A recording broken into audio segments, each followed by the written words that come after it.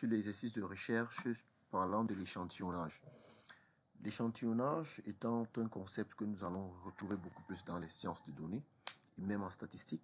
Il est donc question aujourd'hui de vous donner une petite définition de l'échantillonnage.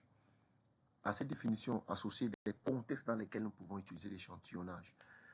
Donc, tout au long de notre petite vidéo, j'essaierai d'expliquer des concepts terre à terre de manière basique pour que vous puissiez comprendre ce que nous entendons par l'échantillonnage et comment nous pouvons l'utiliser. Concrètement, ce n'est pas une notion difficile, mais elle pourrait compliquer dans certains cas. Donc, l'échantillonnage, encore appelé sampling en anglais, est un concept largement utilisé dans plusieurs domaines scientifiques et techniques. Avant de passer au domaine, on va reprendre d'abord c'est quoi même l'échantillonnage proprement dit, pour que vous ayez une notion simple. Parce que avant de dire qu'on fait de l'échantillonnage, essayons d'abord d'expliquer l'échantillonnage.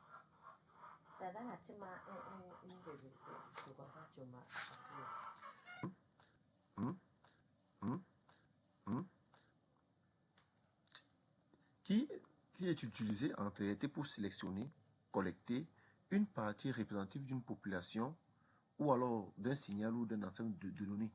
Vous comprenez un peu? Donc c'est quoi?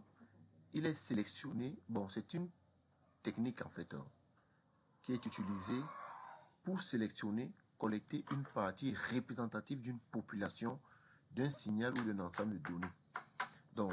Donc en statistique alors, l'échantillonnage consiste donc à choisir un groupe représentatif d'une population plus large.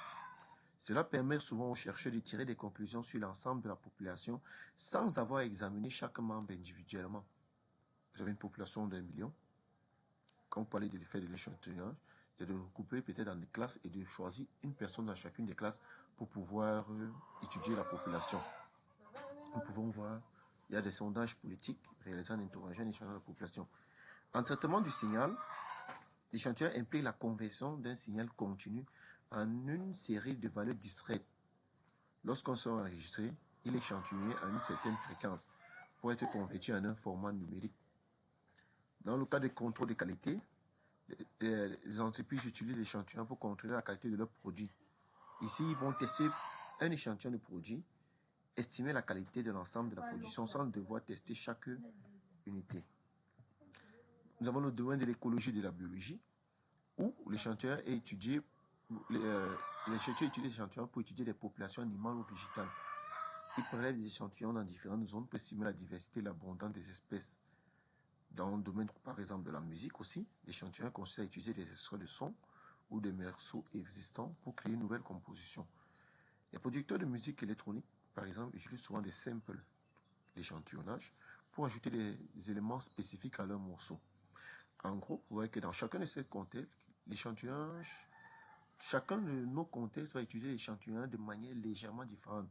Mais l'objectif est commun, c'est de tirer des conclusions significatives à partir d'un sous-ensemble de données.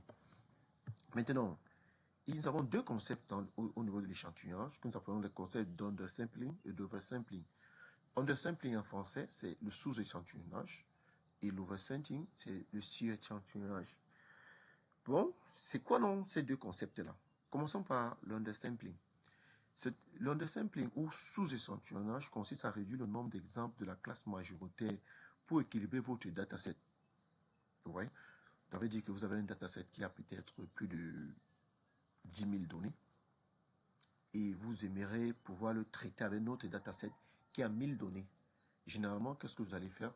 Vous allez soit utiliser une des méthodes. Mais dans ce cas, si vous utilisez l'undersampling, vous allez vous retrouver en cas de réduire le dataset A qui a plus de 10 000 données pour avoir les mêmes valeurs ou le même niveau que le dataset B qui aura peut-être les 1000 données. Donc, c'est la PD. Pourquoi nous sommes comme ça?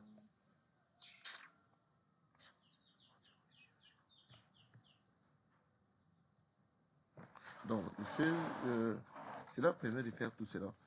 L'undersampling peut atteindre la perte d'informations précieuses si les données importantes sont supprimées, comme j'expliquais tout à l'heure. Nous passons à l'oversampling. L'oversampling, à la différence de l'undersampling, consiste à augmenter le nombre d'exemples de la classe minoritaire en dupliquant des données existantes.